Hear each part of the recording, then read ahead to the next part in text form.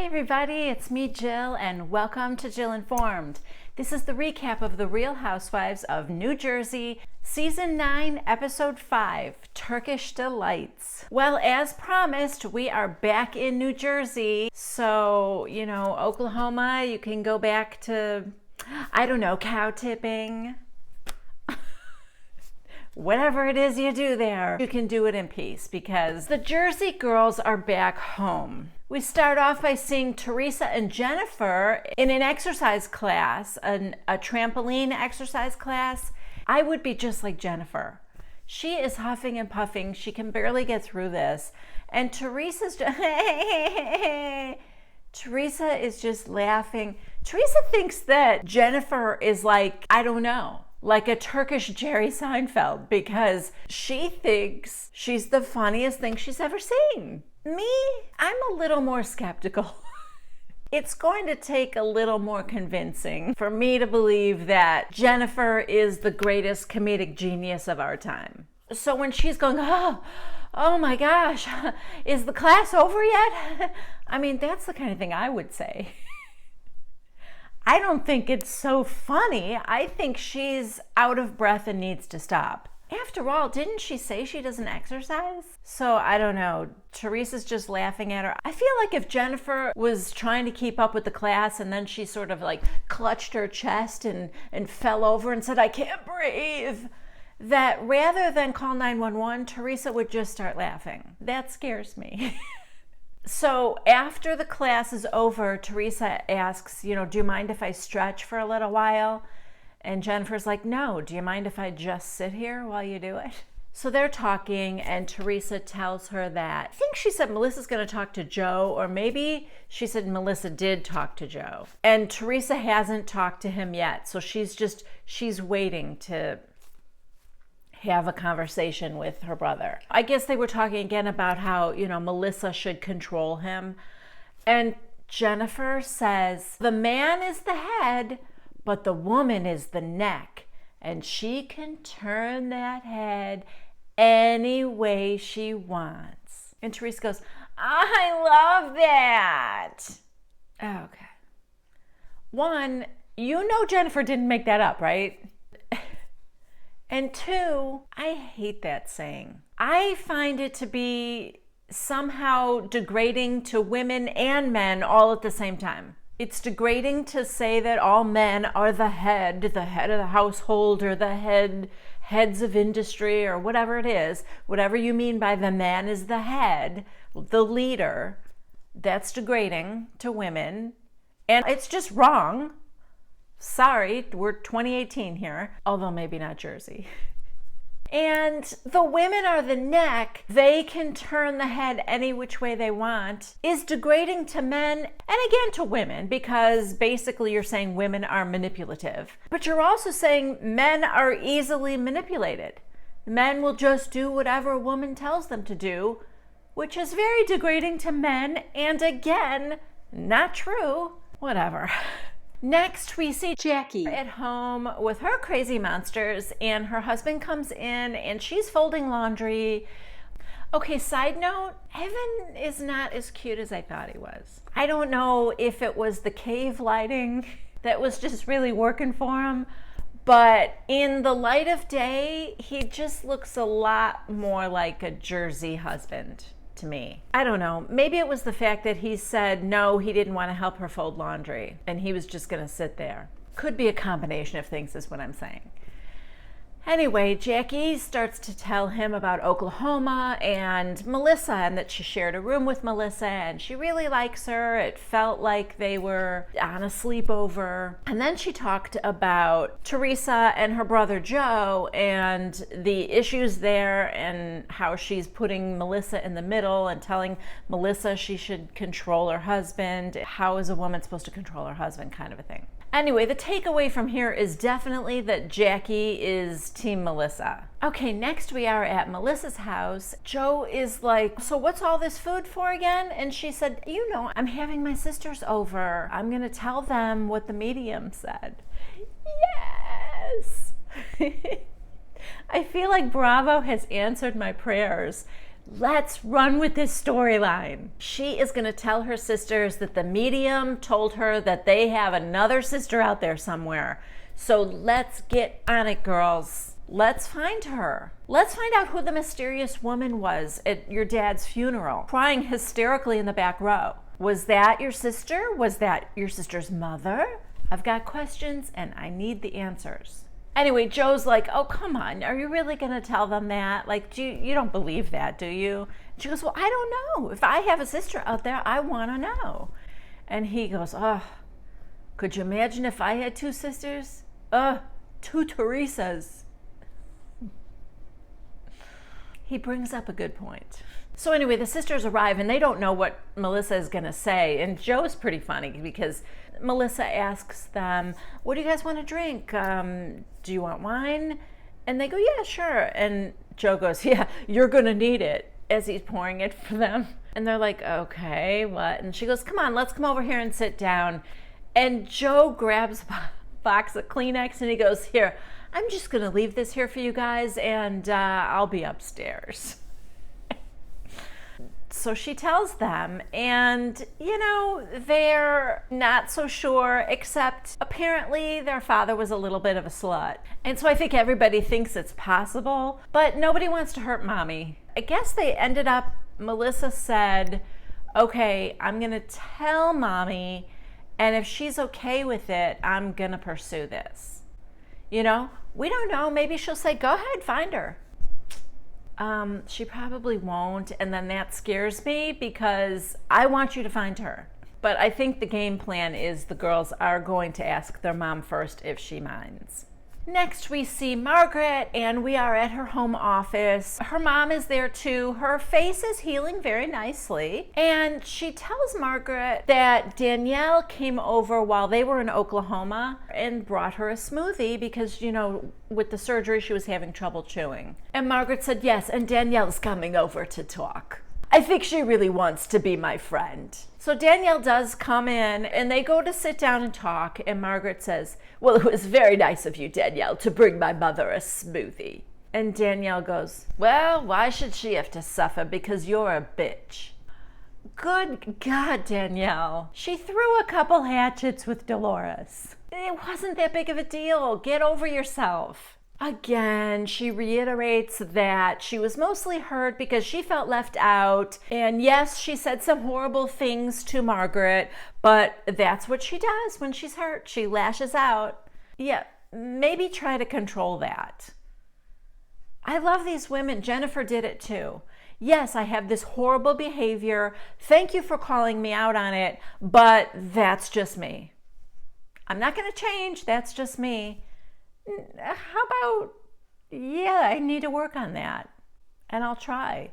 Anyway, Margaret said, well, listen, can we move past it? Like, for real, can we move past this?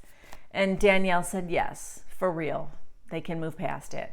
So we'll see. Now we check back in with Teresa, and she's just coming back home from taking No-No to have cataract surgery. They get out of the car and she's like, how do you feel? No-No goes, good, I can't see you. I don't know if he meant I feel good because I can't see you, but it sounded that way and I think that's funny. Anyway, she says, Joey's coming over in a little bit to see how you're doing. No. Your brother, I gotta have one shot with him. You know, you really don't have to have a shot with him, no. First of all, it's midday during the week. Secondly, I don't know if you're on some kind of painkillers after your surgery. Maybe hard liquor's not the answer. Anyway, Teresa, of course, thinks it's funny because I'm just realizing this. Teresa thinks everything's funny. You're gonna have a shot with Joey? Okay. Joe arrives, and as he's walking in, he's got like a skull cap on, and No says, I can see your hat. And Joe goes, you can't see me. Anyway, right away, gotta have a shot. So yes, they pour whatever, whiskey or whatever. And they do a shot, and then Joe says that he has to get back to work. There's some protesting from, I think, No, but definitely Teresa. And to the confession cam, Joe says, you know what? When I was a kid, my father worked every Saturday. And do you know when my football games were? They were on Saturdays. Do you think he ever showed up at one of those games? No. His point is he has to work, he has to provide for his family. He has 3 children. God, it's only 3? It seems like so many more, doesn't it? In my defense, they are always a constant moving target, so it is hard to count. In Teresa's confession cam, she goes, this is what my brother does. He shows up, stays for a minute so that he looks like the golden boy. And then he leaves. I'm the one who's doing everything to try and keep the family together. Anyway, they get No off to his room to take a nap and rest. And then Joe says to her, can I talk to you for a minute out here? I don't want him to hear. So they go back out to the garage. And he says, so I heard I was the topic of discussion in Oklahoma. You know how Teresa always looks dumb when she is caught off guard and she needs a second to think about what she's going to say? She does that sort of like her mouth is gaping a little bit and she does kind of a squinting with her eyes. I got off the phone with Dad and he said he was going out with you. And I just said, see, Melissa, when you're not around, my brother visits my dad more. I think like the hierarchy of like where his time should go in Teresa's eyes is, work. And I don't know, maybe his children and his dad come next. And then probably his sister. And then if there is any free time or any energy left in Joe at all, that can go to Melissa. So anyway, Joe brings up, well, what about, me not being there for the anniversary of Mom's death? And Teresa goes, that wasn't me, that was Dolores. Dolores said it. Okay, fair enough. Dolores did say it to Melissa a couple hours after you told Dolores out in Dolores's trailer. And, that one didn't get past Joe either, because he's like, okay, well, first he said, well, you could just tell her to butt out of my life. But the other thing was, he did say, and where did that come from? It came from you. Anyway, this escalates pretty quickly, and he loses his temper, and he storms out, and he's like peeling out of the driveway. Side note, there was a very conveniently placed punching bag, like one of those big heavy bags, that Joe punches on his way out, and then Teresa kicks it on her way out. It kept them from doing damage to each other. Next, we are at the Taj Mahal. We are at Jennifer's house, and she comes in the room, and she is bearing gifts for the children. She's got that dream house. And she said, Christian, I also have something for you. And Bill is sitting there on the couch. And Bill goes, what is this? Don't we need a special occasion to receive gifts? This is like random, out of the blue. And the Christian, I think the little boy, goes, this isn't random. She was gone, and we did miss her, so she does owe us something. Instead of going, no, every time I leave to do something for myself, I don't owe you a gift, she looks at Bill like, yeah, see? Like, Christian's got a good point. To the confession cam, Jennifer says, I came from very humble beginnings. So now that I am blessed with this life, I say yes to everything. This is the problem of parents. We do this all the time, all of us. We were raised a certain way, and then the things that we don't like about the way we were raised, we overcorrect with our children. You don't need to change everything about the way you were raised. So Jennifer came from humble beginnings, but I bet there was a lot about the way she was raised. Maybe she was taught to value things because she didn't get everything she could imagine or asked for as a child. Maybe she learned the value of $1. It's like all of the good parts of being raised humbly, she is robbing her own children of. They didn't come from humble beginnings, so you're making up for what you didn't have as a kid.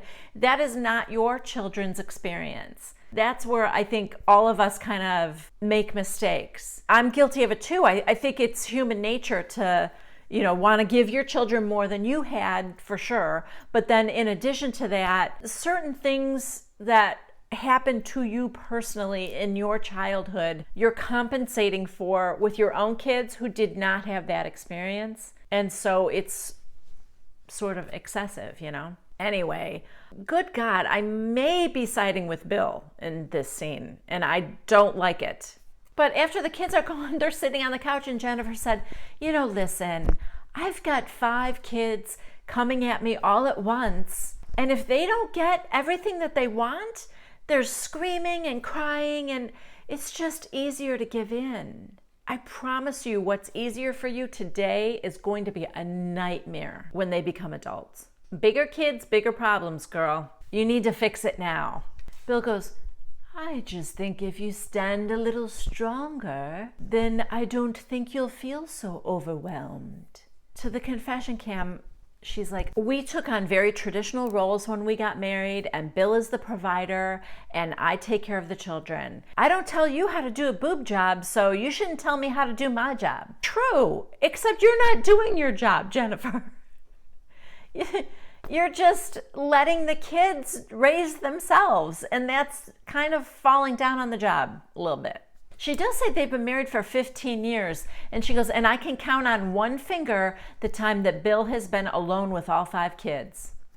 Oklahoma. Next, we are at Dolores's home, and she is waiting for Teresa to come over, and she wants to get her mom healthy. Her mom eats like donuts and cookies for breakfast, and so she's trying to get her to think of other ways to eat. So Teresa comes over and she starts talking about her fight with Joe. And Teresa tells her that Joe was upset about the bringing up that he was away on the 1-year anniversary of Nona's death. And Teresa said, I told him that was Dolores, not me.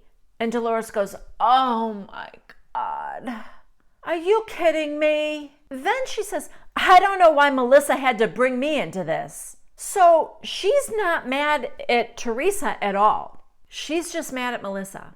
That is incredible to me. Because if Teresa would have gone one step further and said, well, listen, he's not even blaming you. He blames me for even telling you in the first place. She could have squashed this whole thing. But of course, nobody clarifies anything on these shows. Okay, guys, next is Jennifer's big party, and she's got her mom there helping her make all the Turkish food. Her housekeeper's there, her nanny's there, of course, her staff. I wonder if she did a bag check that night. Jackie arrives first with her crew, and then Melissa and all her crazies. Margaret is next, then Dolores. The doorbell just keeps ringing in kind of rapid succession, and at one point, Jennifer complains that, it's such a long walk to the front door. Yeah, we get it. Your house is like a hotel. Anyway, finally, Teresa arrives with Melania, and all the kids are rounded up like cattle and herded down into the basement, where they are in that indoor gymnasium that now has a full-size bouncy house in it, with, I believe, a bouncy house attendant. Okay, so Jennifer now takes all the ladies on the house tour. And, it's pretty much what you would expect. One room more over the top than the next. Am I jealous? Of some things. Like that backyard with that magnificent pool with the slide and her gorgeous sunsets. That was very pretty. But am I jealous of her, over-decorated, gaudy rooms? Not so much. Listen, style is subjective. It's not my style, period. But anyway, so after the tour, the ladies sit down to eat, and Jackie and Melissa get up to go check on the kids. So the other 4 ladies while they're eating, Jennifer asks Teresa about Joe. Have you talked to him yet? And Teresa basically tells her that, yeah, he blew up at me because of what Melissa said to him. And Dolores, like I said, she is full on blaming Melissa for Joe being mad at her. We cut over to Melissa and Jackie, who are standing by the window that looks down upon the gymnasium and the children. I mean, those kids are going nuts. They're getting sweaty and they're running around.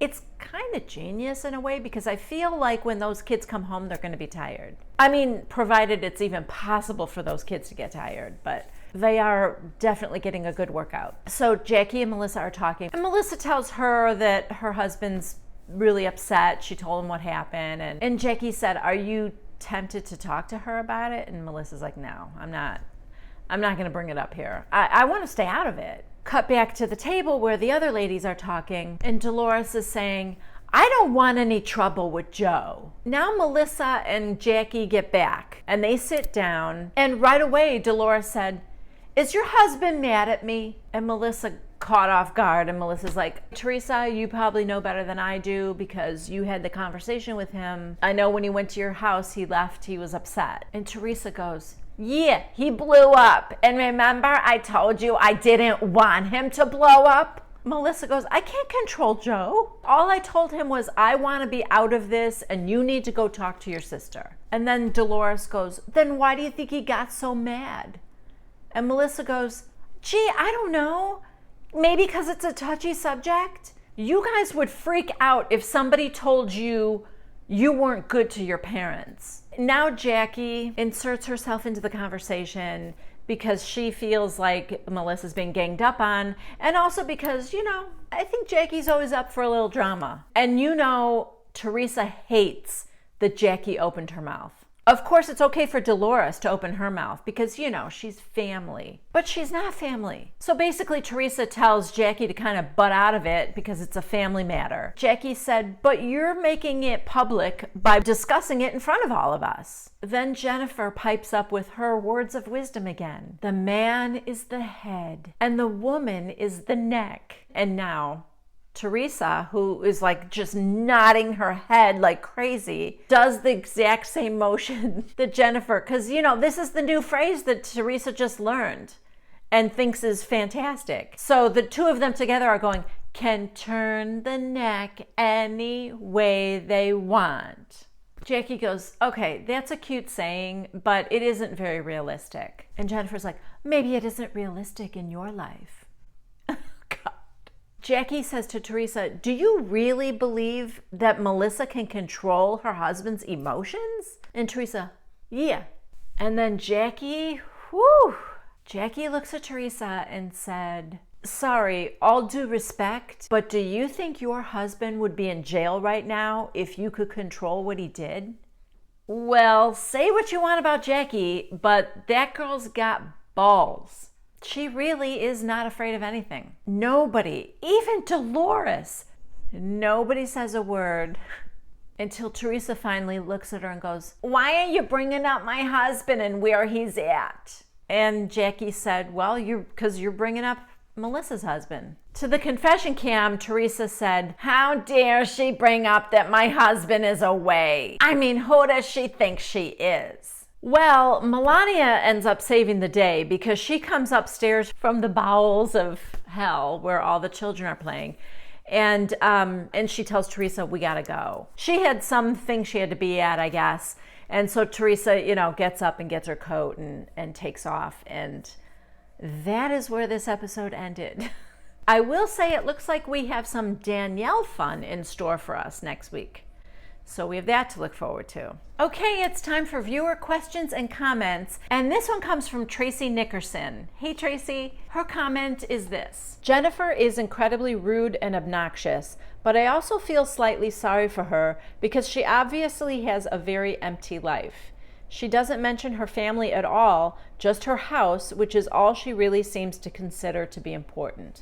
Yeah, I agree with you, Tracy. I think maybe we're going to uncover something else going on with her.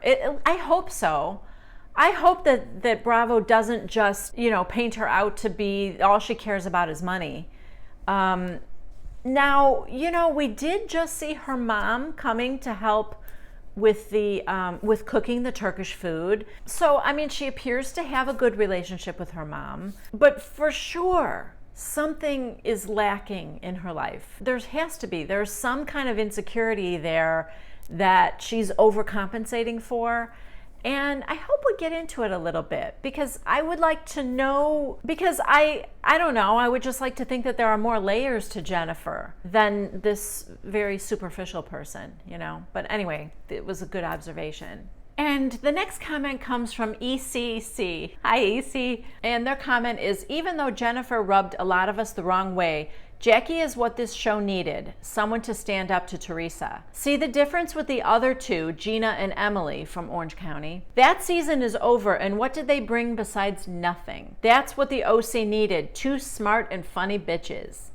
Emily was boring, and Gina was just arguing the whole season, but it never went anywhere. So even though I kind of liked Emily and Gina, you're absolutely right. I think that Jackie and even Jennifer are bringing some added value to New Jersey. I mean, Jackie's gonna be a force to be reckoned with, and as we saw, she's gonna be standing up to the OG of the NJ, Teresa, so that's a good thing. And Jennifer, I mean, listen, let's face it, as viewers, you guys know that that last episode in Oklahoma would have been, to quote Jennifer, a real snore if it wasn't for Jennifer, and if it wasn't for her scary psychopathic husband. I mean, he brings a little drama, right? I think the constant little tingle of fear I feel every time Bill is on camera, it adds a little bit of entertainment for me. So yeah, I totally agree with you. I think Jennifer and Jackie are awesome additions to New Jersey. You know who I'm really disappointed in? Dolores. Dolores walked around last season like she was Siggy's muscle, like her bodyguard. I'm gonna fight everybody for you, Siggy. And I hated that. I hated that Dolores put herself in that position. So I was really hopeful this season because there is no Siggy. But wouldn't you know it, Dolores is putting herself in that same position now with Teresa. I'm your bodyguard, Teresa. I'm going to fight for you. I want Dolores to think for herself. I want her to not have that blind loyalty to somebody, even when that somebody is very wrong. I don't know how many, we've had 5 episodes. I'm hoping that Dolores turns it around, because I like Dolores. I just don't like her in that role. So thank you for that comment, EC. All right, and finally, I'm just going to address the fact that so many of you have been unreasonably kind to me about my impressions. Because they're so bad. I cannot do Teresa. And I'm trying really hard to do Margaret. Margaret to me is kind of like a Woody Allen who can't breathe through his nose. So I'm trying very hard, but I'm still not getting it quite right. So it's bad. The only one I think that I might have nailed was No. This one comes very easily to me. You never call me. Oh God.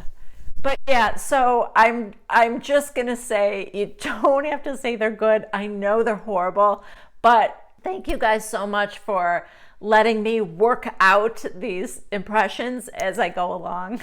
Hopefully I will get better at them, but yeah, thanks for indulging me. It's just fun. All right, guys. That's it for me. Thank you so much for joining me. Subscribe, give a thumbs up, and leave a comment. You know the drill. I hope you guys join me next Wednesday at 1 p.m. Central Time for the next recap of The Real Housewives of New Jersey. Bye.